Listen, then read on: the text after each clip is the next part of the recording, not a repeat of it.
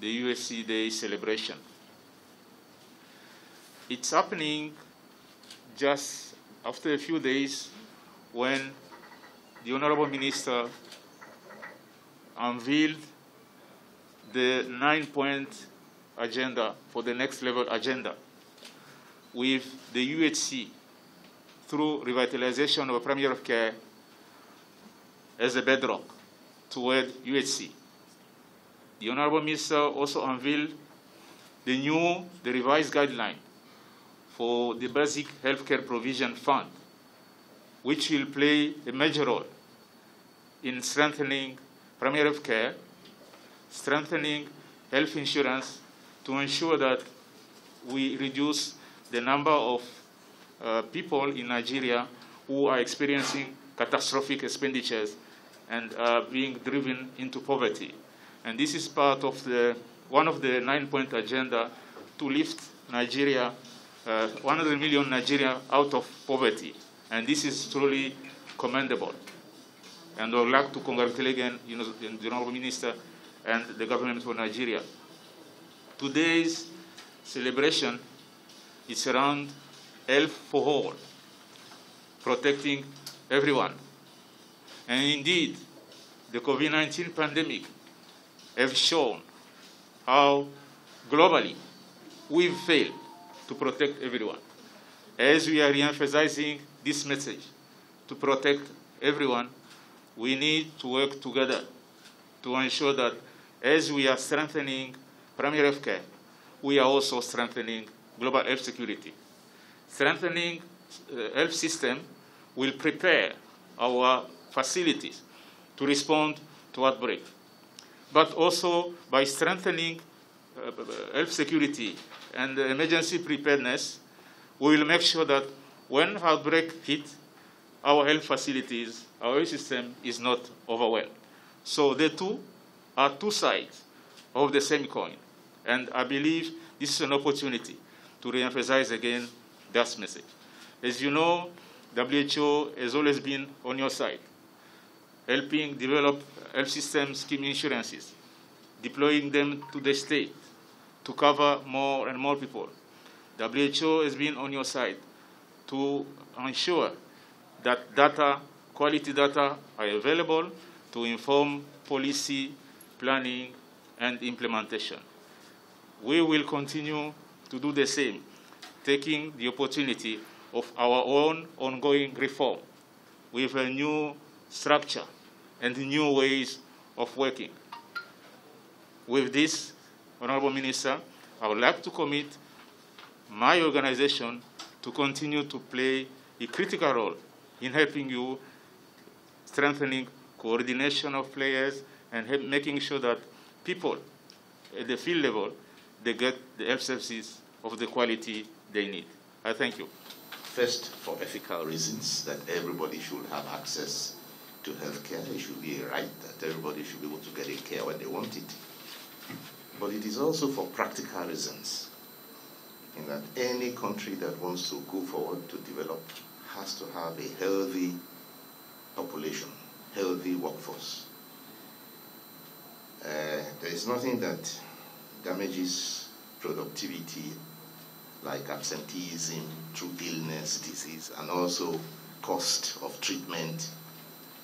And especially when many of these problems that come up in the health sector are preventable if attended to at an early stage, and also remediable when they start off. Nigeria still has among the worst statistics in the world. We lose over 30,000 women in childbirth-related and pregnancy-related conditions every year, among the worst in the world. We lose about 714,000 under 5 children every year. A lot of them because they cannot get access to a health center, or they get there but they do not have the money to pay for it. So that creates a serious problem for our country. We want to remedy those horrendous statistics. Not to talk of the ones we lose in road accidents, in workplace-related accidents. And when I say workplace, I also include your own workplace, the individual self-employed, the farmer, the vulcanizer, the carpenter, or the man who falls from a palm tree and breaks his back or breaks a bone. All those are industrial accidents, and many of them do require attention in order to be able to go back to work. And if they do not go back to work, they cannot feed their families. So there's loss of productivity across the field. So therefore, a country that is responsible to its people and to its growth and development must emphasize and prioritize universal health coverage. And hence this attention that is given to it. Therefore, it is my delight to welcome you to the this health walk we have just had to mark the 2020 Universal Health Coverage Day. Now, universal health coverage has garnered global attention and continues to be a major priority for health systems around the world, especially evident in the wake of the COVID-19 pandemic. Most of Nigeria's health sector policies and strategies are directed at making universal health coverage a reality. While a lot of noteworthy milestones have been attained in our journey towards UHC, much more work still lies ahead of us as we approach the 2030 Sustainable Development Goal finishing line. Universal health coverage is one of the priorities of President Buhari's next level agenda and a prime objective of the Sustainable Development Goals, aimed to ensure population health and well-being, and focusing not just on offering quality and accessible health care, but also on making it affordable to users. And at this point, let me say that the concept of free health means that you do not need to pay at point of service before getting it, because you are insured. So at point of service, you get quick, unrestricted attention to healthcare. They can save lives, because delay can also cost lives. But that is free in the sense that nobody pays for it is wrong, because somebody pays for it, the state pays for it, and then people also contribute to paying for it. So contributing to health care is also a responsibility of everybody to support it, everybody in whatever way they can, big and small, so that we have enough of a pool to keep our country healthy. But we must not stick literally to the point that it is free, you don't need to have a responsibility towards it. So the need to protect everyone from financial hardship at point of accessing health services is a major focus of the 2020 Universal Health Coverage Day. And the theme is Health for All, Protect Everyone. Protect everyone. Commemorating the 2020 UHC Day re-emphasizes the importance of ensuring that no one is left behind as we expand our healthcare services towards universal coverage using health insurance. UHC may not seem an easy target to attain, considering the dynamics of our health system, but it is actually quite achievable if we understand the imperative and we place all hands on deck. Now, it begins with all stakeholders agreeing to work collaboratively in one unified health system and move away from the presently fragmented state in which various stakeholders work in silos for separate visions of their departments or agencies, parastatals, or organizations. All of us must work in our different areas of specialties, but for one purpose and towards one goal and as one team. The unintended consequences of not working together are parallel structures functioning within the health system with inefficiencies and duplications of effort. Now, efforts are already ongoing to return to the drawing board and to complement each other's efforts towards attaining the shared vision for the Nigerian health system as contained in the National Health Policy of 2016, the National Strategic Health Development Plan, and National Health Act, and in line with the President's next level agenda on health. Excuse me. Deliberate and concerted investments in the health system are required from both government and the private actors to attain our targets.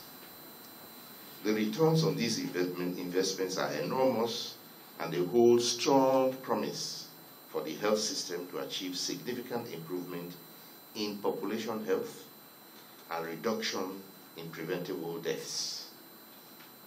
The government of Nigeria has continued to increase investment in the health sector over the years with the National Health Act and the Basic Healthcare Provision Fund. However, the capacity of government to increase and sustain investment in the health sector to a desirable level is limited by prevailing fiscal constraints and revenue.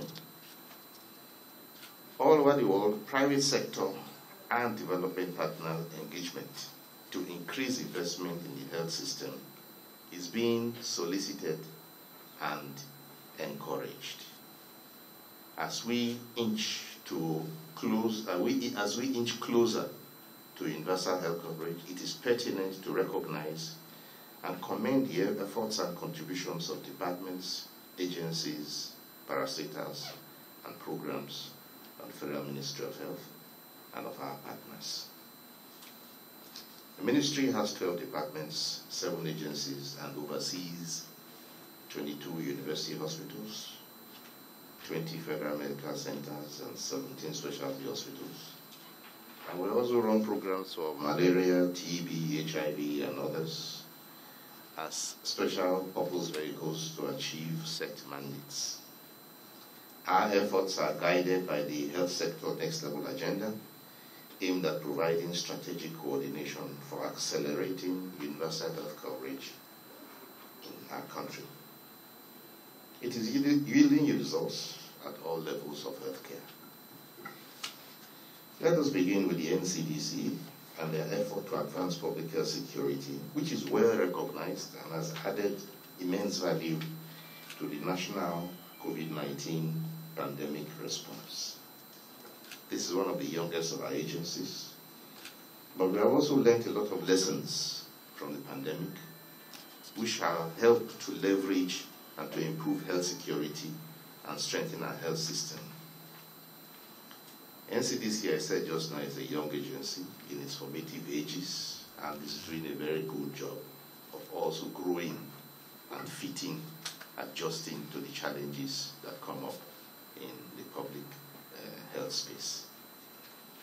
The National Health Insurance Scheme, on its part, has continued to take giant strides to assure that the concept of strategic purchasing of healthcare services and to systematically increase health insurance coverage for the populace, especially those in the informal sector.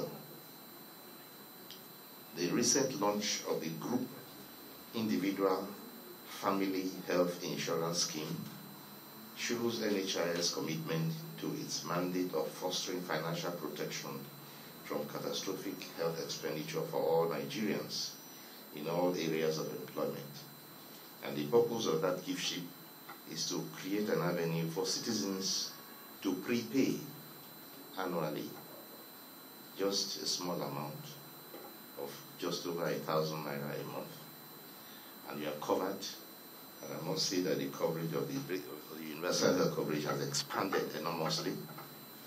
Previously, the idea was to treat, well, antenatal clinic, delivery, children, and then to extend the universal health coverage to checking your blood pressure, measuring taking your blood sugar, and then asking you to go and do treatment if you had positive result. If you're positive for diabetes, you'll be told to go and get treatment.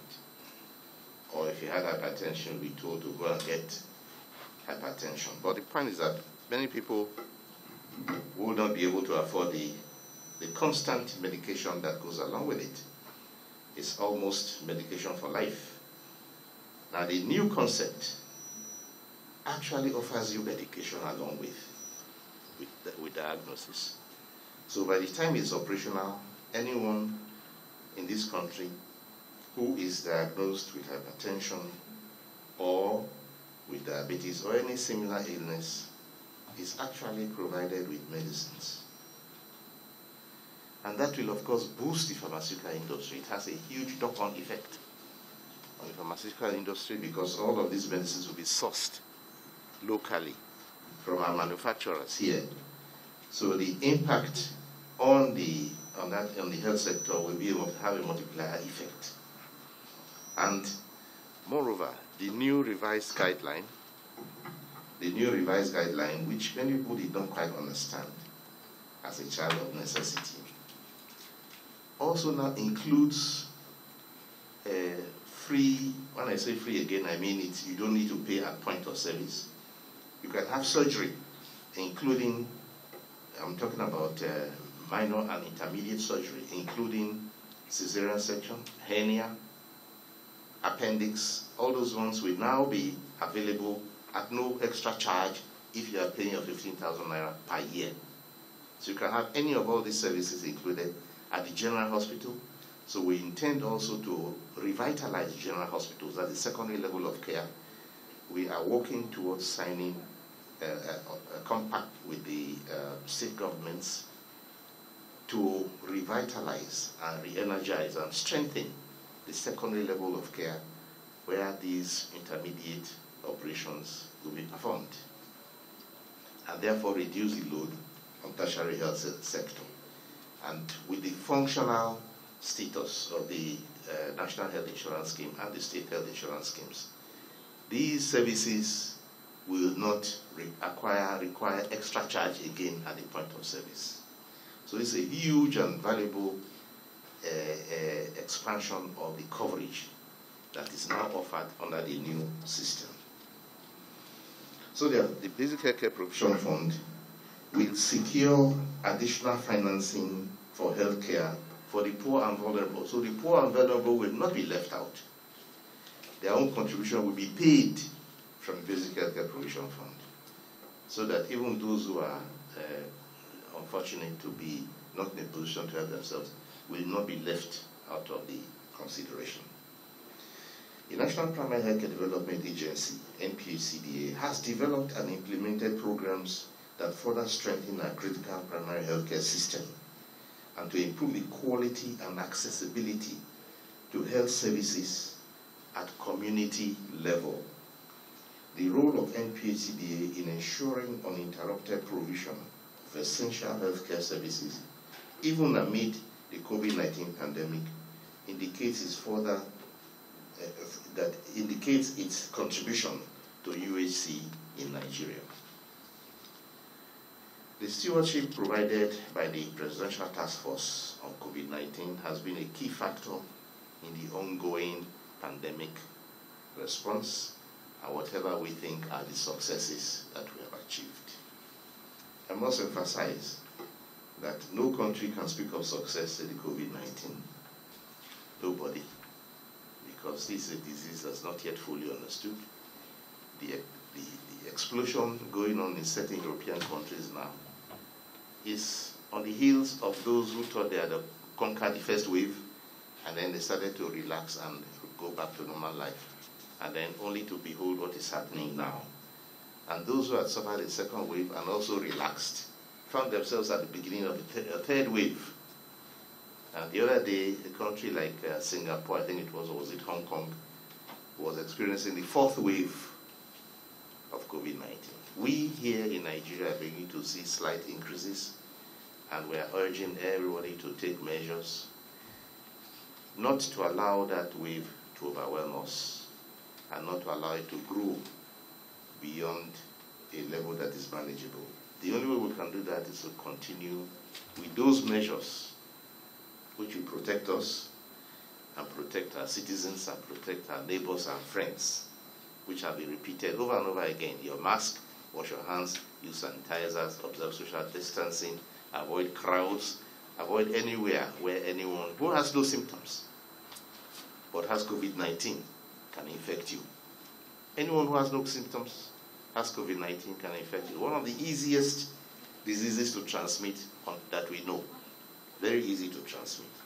So if you avoid those circumstances, you see, the conditions for infection are reduced, and the volume of infections will also be reduced, and the cost of treatment will be reduced, and everyone will benefit. The risk of losing lives will also be reduced. The National Assembly has been a dependable partner in the health system and has made invaluable contributions to policy formulation and funding of the health system. The health committees of the Senate and of the House of Representatives perform their statutory duties very well and towards the health system strengthening and attainment of universal health coverage. I trust that they will continue their legislative support to improve the health of Nigerians and support the objectives of financial protection from catastrophic health expenditures. I also wish to recognize our development partners, bilateral organizations, non-governmental organizations, both domestic and foreign, who have supported us and our health system with technical and financial resources. And in some cases, they have implemented numerous programs that have helped us closer to W.H.O. Civil society organizations who urge and nudge government and other stakeholders to stay focused on W.H.O. we also recognize and commend. Excuse me. The Federal Ministry of Health will ensure that CSOs remain integral partners for decision-making in the health sector. Now the private health sector in our country, which has grown to become staunch partners of government in Nigeria and significantly augment efforts to provide cutting-edge service in our health system today. The private sector investment in health system have cut across several areas, ranging from, but not limited to, service delivery, data and information systems, supply chain and logistics, medical and pharmaceutical products, etc. The government will significantly increase collaboration with the private sector over time. We intend to work with the private sector even more and more. Stakeholders in and outside the health sector are important, each playing a role in their own way. Bureau of Statistics is here with us, National Population Commission, and the Ministries of Water Resources, Environment, Women Affairs, etc. They have all joined us in fast-tracking the journey to attainment of W.H.O. in Nigeria. I call on all actors and partners in the health system to also double their effort. We have a long way to go. We must hurry and work collaboratively to strengthen our health system. And I'm pleased to hear of all the offers of support that our partners have expressed today in their goodwill message. Ladies and gentlemen, I want to reaffirm the commitment of the administration of President Buhari to ensure that health and well-being of all Nigerians remains a priority of government. Federal Ministry of Health will provide the required stewardship to the health system and ensure that novel, people-oriented programs and interventions are implemented in the country. The government will advocate for increasing the level of domestic and foreign investment and will employ innovative healthcare financing mechanisms, including, for example, this Basic Healthcare Provision Fund, which will advance the quest for universal health coverage. W.H.O. requires an increase in financial risk protection for the populace through expanded health insurance coverage with minimally unacceptable out-of-pocket expenditure and an increase in the increase in the minimum benefit package of health system, which I just explained to you, to the populace. This will require continuous engagement and collaboration of stakeholders and increase both technical and allocative efficiency within our system. The recent National Health Account technical reports have indicated that Nigeria has not attained most of WHC benchmarks recommended by WHO and other key actors. While out-of-pocket expenditure is still quite high, other indicators that capture government expenditure on health also show that there is ample room for improvement as we edge closer to UHC. I conclude by reiterating once again that government and the Ministry of Health are committed to ensuring that Nigeria is on track to attain universal health coverage. Progress has been slow, but steady.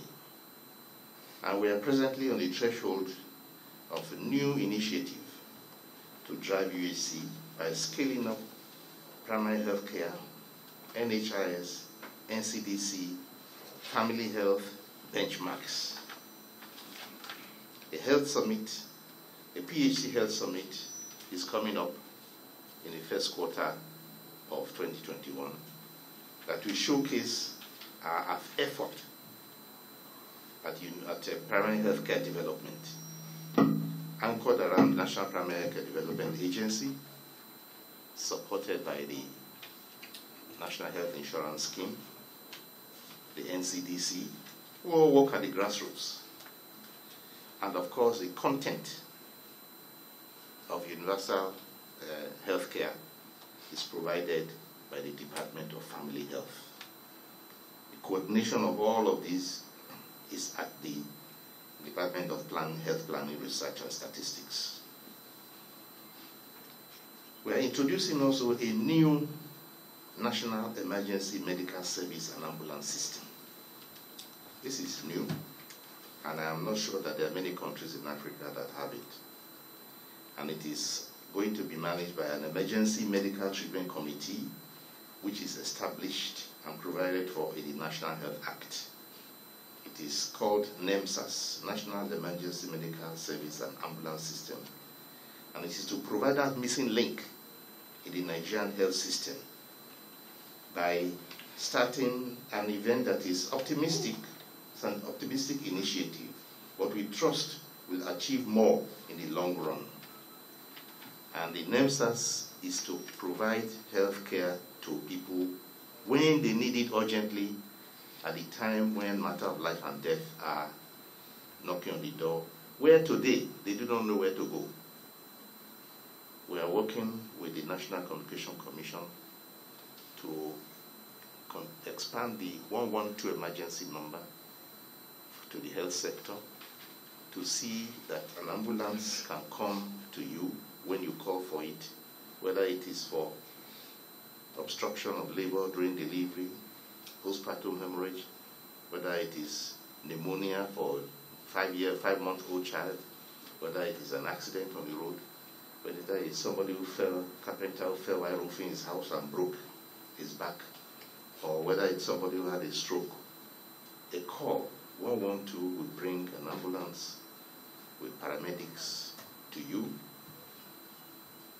and you don't have to pay at that point, because a fund is being created out of the 5% of basic health care to pay for treatment and then take you to an urgent care center where you'll be attended to and your life will be saved, even if it includes blood transfusion or an operation. And your health insurance will be contacted at that point to take over the rest of it.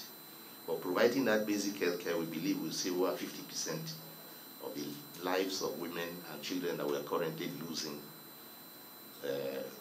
quietly in the background every day.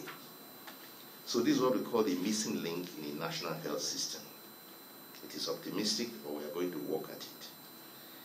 I want to congratulate all the stakeholders in the health sector and appreciate their contributions so far. And I'm certain that if we keep up with this current tempo, we will manage, we can speed up the attainment of universal health coverage in Nigeria. So I encourage all major partners, stakeholders to focus on the collective vision and the goals of the health system. In keeping with the sustainable development goals, we should all work to ensure that no one is left behind.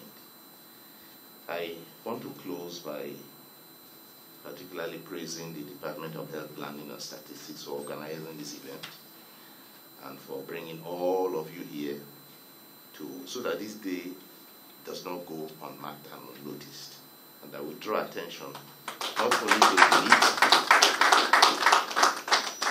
only to the need, but on the need, not only on the need to have it, but on the need to work together to push for it. That was Dr. Osagi Ehanere, the Minister of Health.